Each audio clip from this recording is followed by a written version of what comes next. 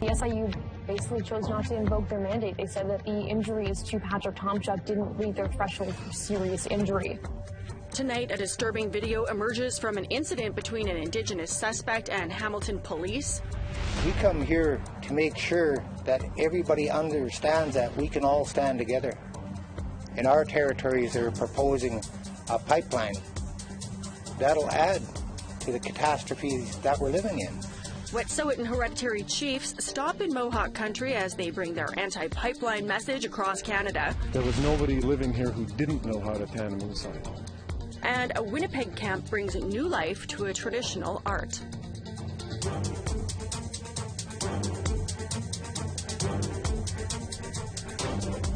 Good evening, I'm Melissa Ridge and welcome to APTN National News. We start with disturbing video of Hamilton police beating an Indigenous man, leading to calls for change. A warning, this video is graphic in nature. CHCH News in Hamilton obtained this video showing officers stomping on suspect Patrick Tomchuk during an arrest. It was filmed at a local gas station on May 26, 2022, and eventually Tomchuk was charged with crimes. Emily Taylor is a video journalist with CHCH. She joins us now with some details. Emily, thanks so much for joining us. What can you tell us about this video? Where did it come from? How did you end up with it? How did this all happen? Definitely. So the video was filmed by a witness who saw the arrest happen at a Hamilton Mountain gas station back on May 26th. This person, to my knowledge, has actually remained anonymous through this entire process.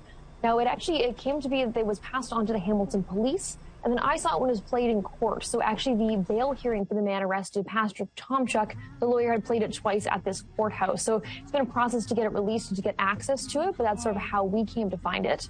This video, you can tell, is filmed from inside of a car, so the person is watching the event happening. You can hear their voice in the background as they're commenting on it, as what's going on. And it's quite graphic and quite violent. So you can see right from the beginning, several people who we now know to be plainclothes police officers are hitting and kicking Patrick Tomchuk. They bring him right to the ground, and he's visibly unconscious at one point. He's not resisting arrest at that point either. And the officers continue to hit him. You do at one particular point see a man in a black T-shirt walk around the scene that's happening and then continue to put his foot on the head of Patrick Tomchuk. So he was the one that ended up being charged in the end, actually. So again, that was passed over to police and then became public. Why did Patrick's family want this video shared? Definitely. So, I mean, it is extremely violent and extremely graphic. So when it was first showed in the courthouse, many people left before it played. The other ones who were there said they were very uncomfortable to see it. Many were crying, but they still did want it shared. The family believes that having video evidence is probably one of the only reasons this one officer ended up being charged at all.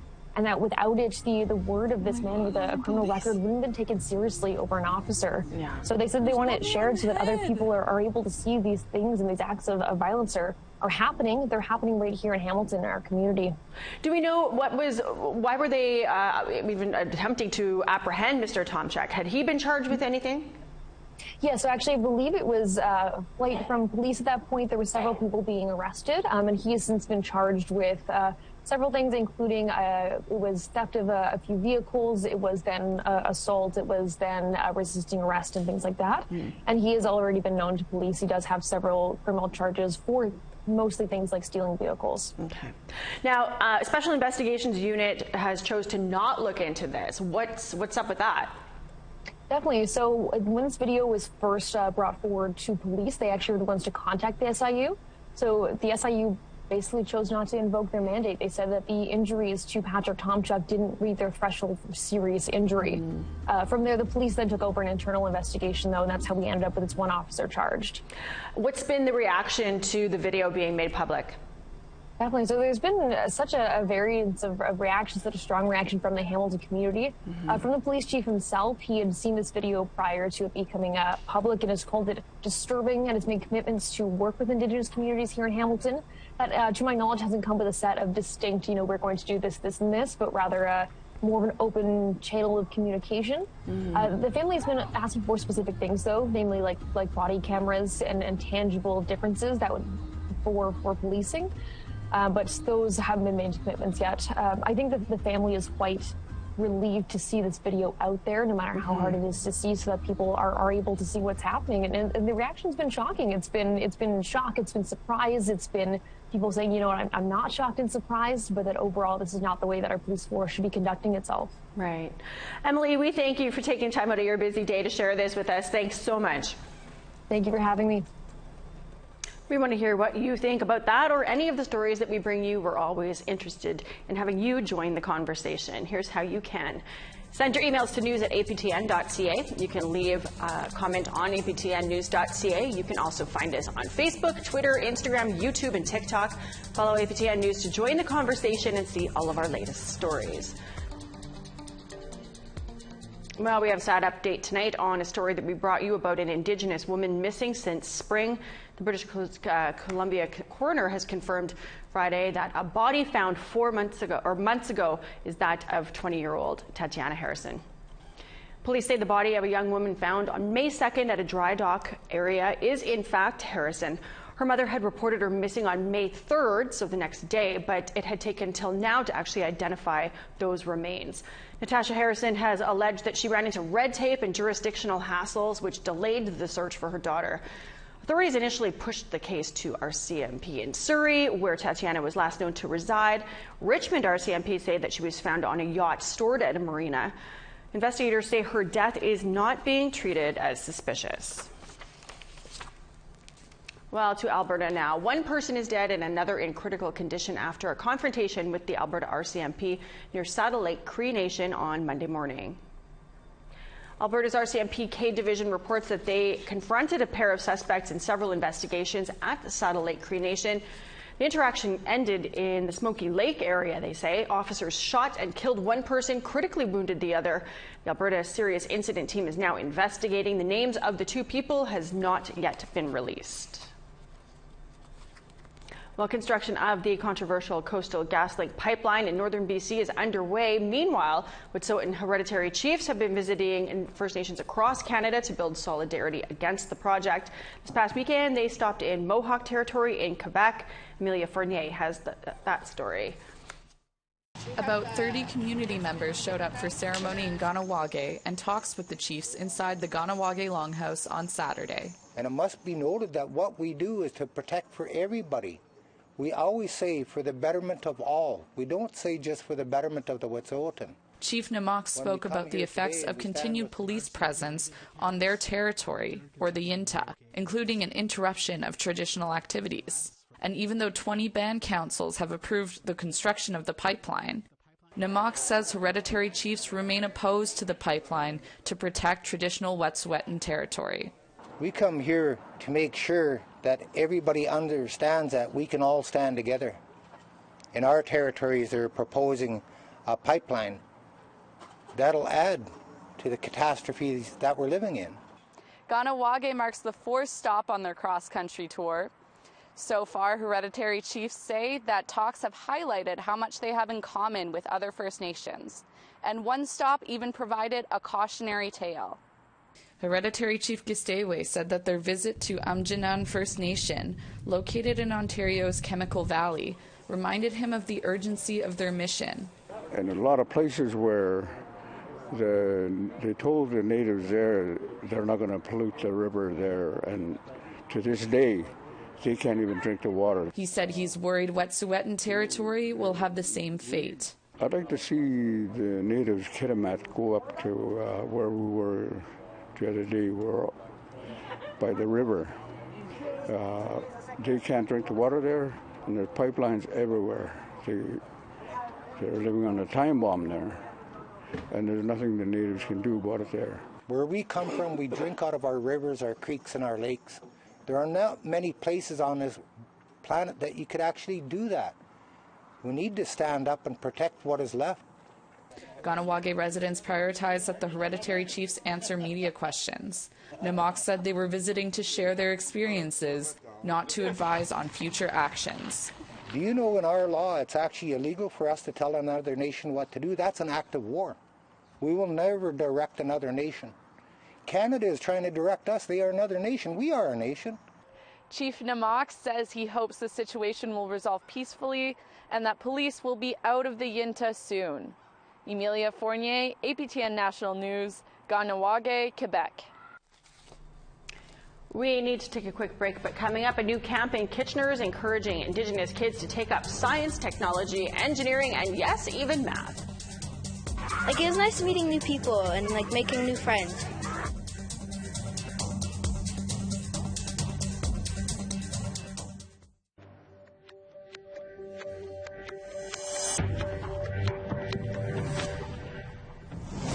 Welcome back. 65% of Nunavut list Inuktitut as their first language. Our Kent Driscoll introduces us to an Inuk woman who didn't learn Inuktitut till adulthood. This is from Iqaluit earlier this year. In Nunavut, Inuit language is a fact of life.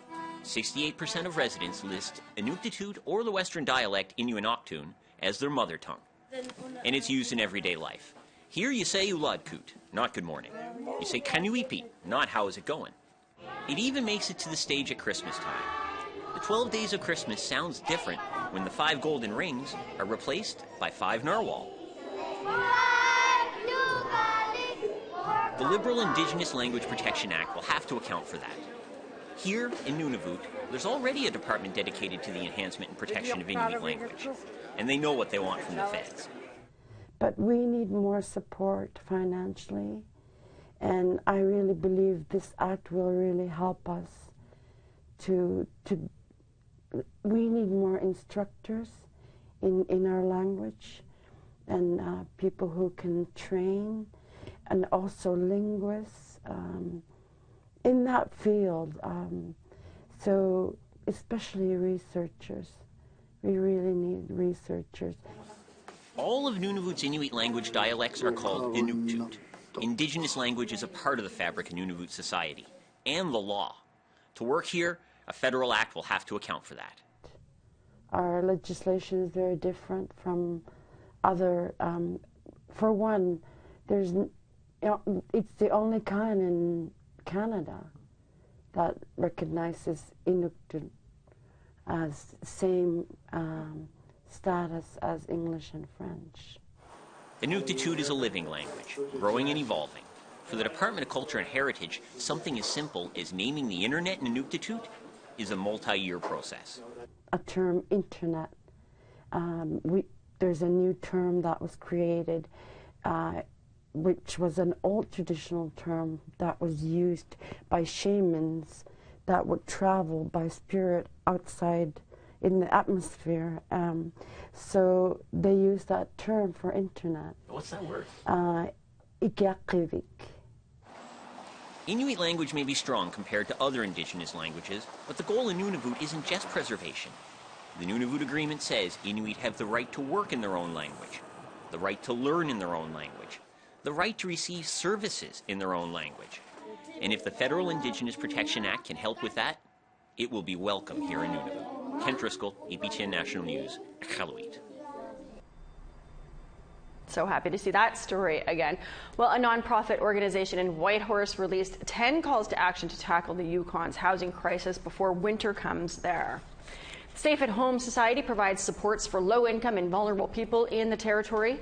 Much of the population they serve are Indigenous.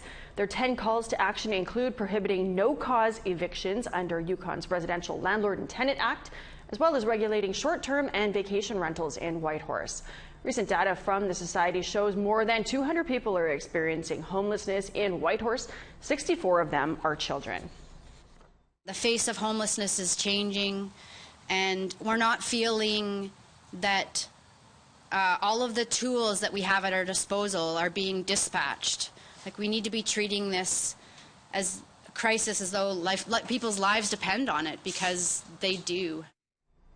Indigenous kids in Kitchener, Ontario are getting an opportunity to learn some technical and creative skills over the summer break. APTN's Annette Francis stopped in to catch some of those activities. These kids are busy designing a safe way for their egg to survive the egg drop experiment. Fun, games, and learning is what this camp is all about. STEM for a lot of individuals doesn't seem accessible. Either you're, a science or a math kid, or you're an arts kid. And that's not necessarily true. So science, technology, engineering, and math, it's whatever you want to make of it. So the camp allows them to explore different career opportunities and realize that they're capable of way more than they may think of. Just because they don't like math doesn't mean they can't one day be an astronaut. It's the last day for approximately 40 kids who participated in the week-long STEM camp at the Anishinaabe Outreach Center. 9-year-old Amara enjoyed the week. Like, it was nice meeting new people and making new friends. Is there anything, the activity that you liked? I liked making slime, and I liked the beading activities that they did. And it's down to the final experiment, the egg drop. The point of the egg drop is so that they can figure out how to engineer a safe vessel to protect their eggs. So similar to how astronauts go into space and we have to protect them, we have to protect our egg from landing up high, our space, into our atmosphere and onto our ground. So they engineer and build, and then they see who survives based on how well they did. This group was over the moon because not even a crack could be found on their egg. 8-year-old Gunnar says it was a great week and the best summer camp yet. His favorite was the coding.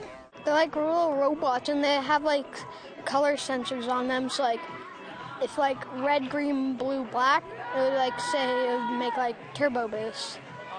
Although this camp is over, the friendships, memories, and new interests ignited here will last a lifetime. Annette Francis, APTN National News, Kitchener, Ontario. That brought back some really good memories of egg drops here with the studio crew. We have to take another break, but still ahead. Updates on wildfires, plus some lucky Winnipeggers learn how to tan moose hide for leather. All these people are going to learn much more from their hands than they're going to learn from me talking about it.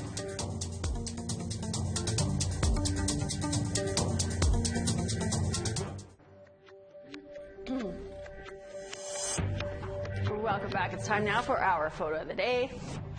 Wide open sky and fields of yellow. Great shot here, shaved by Dave Menzies of the Canola Bloom in Dauphin, Manitoba. How are you enjoying your summer? We want to see, send us your shot, some of your adventures. You can email them to share@aptn.ca to be featured as our photo of the day. And don't forget to give us some location and description. Now let's take a look at tomorrow's weather forecast. Off to the east, we got 15 in showers for St. John's, 22 and a mix of sun and cloud in Fredericton. Nain, 23 and sunny skies. Kuujjuaq, some showers, maybe some rain, 19 degrees there. Settles, 19 for you as well, but sunny skies. Quebec City, 23 and sunshine. Peterborough, rain and 27. North Bay, sunshine and 26. Kapuskasing, 22 with a chance of showers. Sunshine for Sioux Lookout, 22.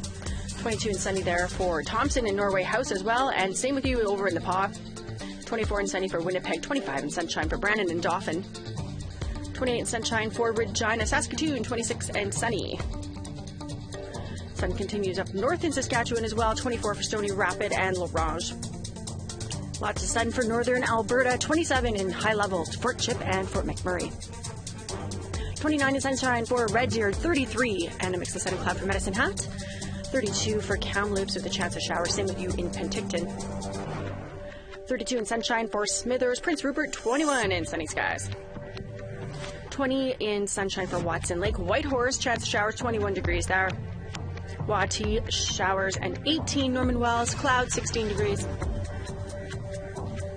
Fort McPherson, 16 and showers. Paulatuck, 17 and rain. 24 in sunshine for Baker Lake. For Whale Cove, you're looking at 23 in sunny skies. Same with you in Arviat. Pangertown, 10 degrees in sunny skies. Same with you in Clyde River.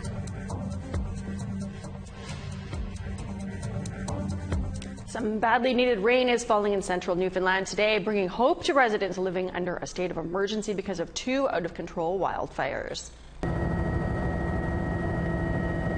The Paradise Lake and the Bay d'Espoir Highway wildfires now cover a combined area of 160 square kilometers. A provincial fire ban is in place, and 4 regions are under a state of emergency over poor air quality.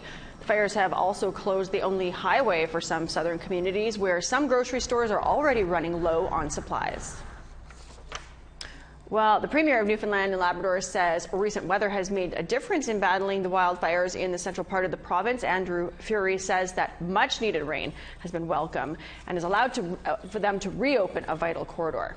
The Bay to Spare Highway servicing Costa Bays and the Canagra Peninsula is now passable. That may not be passable for long, and we're monitoring it regularly, but right now, given the smoke conditions, it is favorable to pass.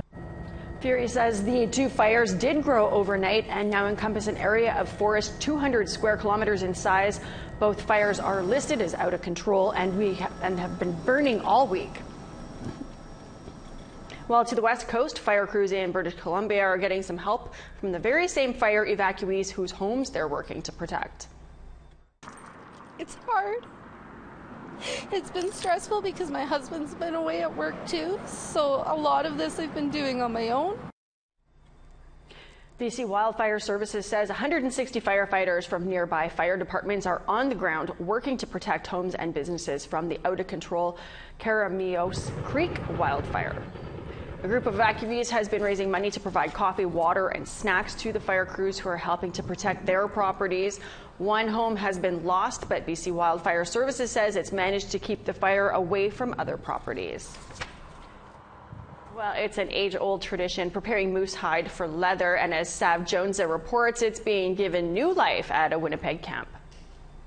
Our goal is to get him to relax and soften into a beautiful, beautiful soft leather.